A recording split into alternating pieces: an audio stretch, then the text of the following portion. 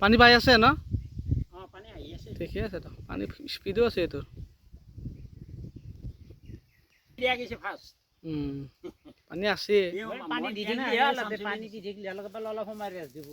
2 ঘণ্টামান মাৰাৰ পিছত অলপ পানী লাইনতো চলা নাই। লাইনত নহয়, লাইনত যদি দি দিওঁ চলাৰতে দিয়ে দিছে। চলাৰতে আমাৰ ভিতৰে সেই পথে দিয়ে হয়েছিল চলাৰতে